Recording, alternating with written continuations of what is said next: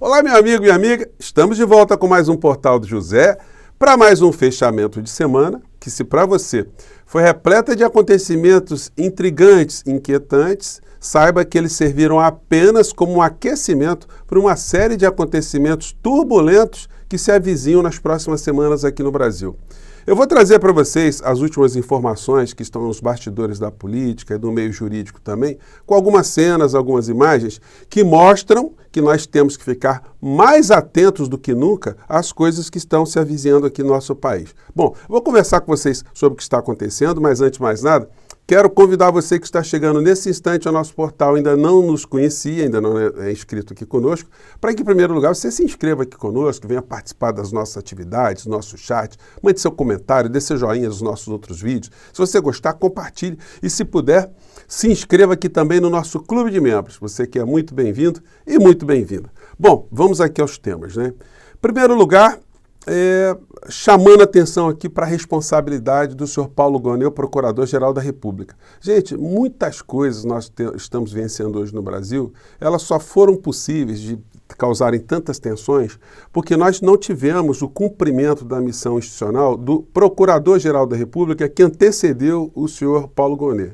No caso, o senhor Augusto Aras e a senhora Lindora Araújo, que era ali o seu braço direito. Eles fizeram tudo para que a coisa ficasse absolutamente corroída aqui no nosso país ao proteger essa Orcrim, que hoje nós estamos vendo aí, que está com uma série de situações aí para eclodirem, né?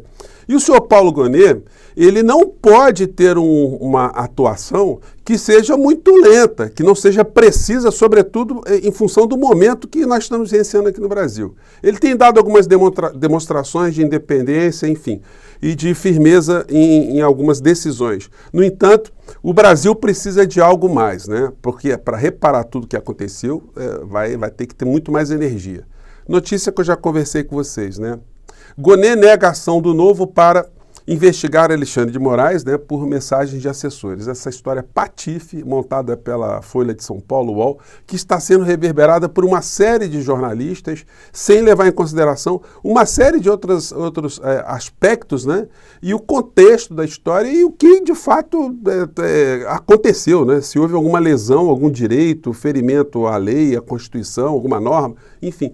Isso não está sendo observado, está apenas no foco se o ministro Alexandre de Moraes violou ritos processuais, mas daí vem uma série de fantasias. Bom, e o que acontece no meio desse contexto? O inelegível está achando que está empoderado, né? A coluna da Bela no Megali está repercutindo um fato que surgiu mais cedo, que diz que Bolsonaro decide ir a ato pró-impeachment de Moraes e acende alerta no STF. Olha só a tensão que a gente vai vivenciar no Brasil, em função da omissão ou da letargia do Procurador-Geral da República, que já podia ter denunciado essa Orcrim, né? Ele tem até o dia 21, dentro do prazo processual, de 21 de agosto, para fazer isso. Enfim, e aí eu sublinho mais uma vez, gente, nós temos que continuar cobrando, acreditando, porque é assim que as coisas funcionam. Já falei mais cedo, né? Não peça para pessoas como eu e outros tantos aqui que estamos aqui nas redes sociais batalhando todos os dias para que a gente baixe a guarda e a gente desista, porque aí seria a vitória mesmo dessa coisa toda apodrecida, né? Que nós começamos a ver aqui no nosso país, né? Nesse tempo de bolsonarismo. Então a figura está achando que pode ir a um comício para detonar o judiciário e o ministro Alexandre de Moraes. Mas se ele for, ele vai, obviamente, adotar uma postura de uma figura covarde. Ele não vai falar absolutamente nada, porque ele está ainda sujeito ali a uma série de situações diante das restrições que ele possui. Agora, se ele quer peitar mesmo, olha, eu acho que ele vai ter uma surpresa muito desagradável e as instituições vão ter que falar muito alto aqui no nosso país, porque essa gente é capaz de querer reacender uma quebra institucional aqui no nosso país, né? Então, senhor Paulo Gonet, se o senhor denunciar essa criatura logo, né, eles vão ter que dar uma baixada nesse facho deles aí, né? É o que nós aguardamos. A histeria está total, tá? Eu nem vou mostrar para vocês aqui o Mala falando, eu nem chamo mais de pastor, né? É um ator político, né? De extrema direita. Então, ele está conclamando as pessoas para irem para as ruas de novo, né? Para destruir, detonar o ministro Alexandre de Moraes, além dos mal agouros que ele faz, né? ele fica pedindo para Deus nos livrar dessas pessoas, né? Ele quer o quê? Quer que Deus mande matar o Alexandre de Moraes, né? É muito complicado, né? Ver uma criatura dessa ainda ter esse título de pastor, né? Enfim. E aí as situações bizarras que estão acontecendo no meio desse contexto todo. A Folha de São Paulo, como não tem mais o que dizer, aí publicou o seguinte: Moraes usou órgão do TSE para levantar ficha de contratado para obra em sua casa. Vem cá, um ministro que está sendo ameaçado por essa gente toda, ele não pode ter o cuidado de verificar quem é que vai fazer uma obra dentro da casa dele? Ele está cometendo um crime ao fazer isso? Então, quer dizer, a Folha de São Paulo está procurando mais uma questiúncula. Quer dizer, o ministro pode fazer isso, mas ele não pode fazer isso através do TSE, através de um funcionário do TSE. Um funcionário do TSE que estava lotado no gabinete dele tinha conhecimento com algumas estruturas de inteligência lá em São Paulo e foi levantar a ficha de uma pessoa. Qual é o crime do meio dessa história toda, né? Mas aí não. Aí, isso aí virou... Eu quero saber o seguinte, se alguém for fazer uma obra na casa do inelegível, da dona Michele, ou do dono lá da Folha de São Paulo, se eles não levantam, eles não fazem nenhum tipo de levantamento, qualquer pessoa pode chegar lá, olha, eu vi o anúncio aqui e vim fazer uma obra na sua casa, né? Então é isso que está sobrando para essas criaturas, né? Mas eles estão achando, né? Eu não vou nem colocar aqui a fala dessa criatura aqui, mas ele está aqui com o placar do impeachment. E aí fica entusiasmando essas redes de extrema-direita. Mas é bom lembrar o seguinte, né? O Falastrão aqui, ele já tirou mais de 2.000 vídeos do ar, porque ele mente, ele incita as pessoas a cometerem crimes, as pessoas cometem crimes, vão para a cadeia, depois ele volta de novo. É o mesmo sujeito que falou em que 72 horas teríamos aqui uma decisão, que o Bolsonaro não iria fugir e o Bolsonaro fugiu, que o Bolsonaro não tinha nada a ver com as joias e o Bolsonaro era um reles ladrão de joias, como disse a Polícia Federal, que o povo acreditasse nele, que ele ia ficar até o final, que as Forças Armadas estariam com o Bolsonaro. E agora, mais recentemente, né, que Elon Musk iria no Congresso americano, que Elon Musk viria aqui, que um deputado norte-americano viria aqui no Brasil, que ia desmascarar o Alexandre de Moraes. Enfim, é um conjunto de patifarias e muita gente acredita nesses patifes mentirosos, nesses criminosos. Daí eles continuam com essa fantasia, mas vamos ver até onde que essa fantasia vai resistir, né? Então nós vamos ficar cada vez mais atentos aqui, cobrando do senhor Paulo Gonet que ele tome iniciativa para ver se baixa o facho, né, dessa Orcrim gigantesca. O presidente Lula, mudando de assunto, ele esteve hoje no Rio Grande do Sul por uma série de inaugurações, enfim, foi uma passagem, já mostrei para vocês ontem a passagem dele lá no Paraná, que foi muito emocionante por vários aspectos, e hoje ele esteve lá para inaugurar um centro, né, de oncologia em Porto Alegre. E ele levantou uma questão, né, que muita gente estava esquecendo, mas não são coisas para serem esquecidas, não. Isso aumenta mais uma vez o foco sobre o senhor Paulo Gonet. O que disse o presidente Lula? Que veio a pandemia.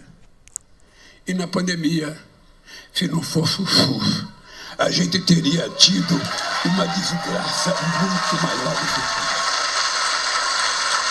a pandemia permitiu ao SUS o direito de se recuperar, graças aos médicos do SUS, às enfermeiras e os enfermeiros do SUS, aos funcionários técnicos do SUS, que muitos perderam a vida, dedicando 24 horas do seu dia para salvar a vida de pessoas, no momento em que esse país tinha um presidente irresponsável, que é um dos responsáveis pela morte de parte da metade das pessoas que morreram.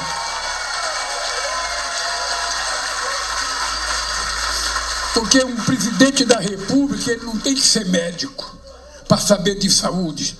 Ele não tem que ser economista para saber de economia. Ele só tem que saber montar um time.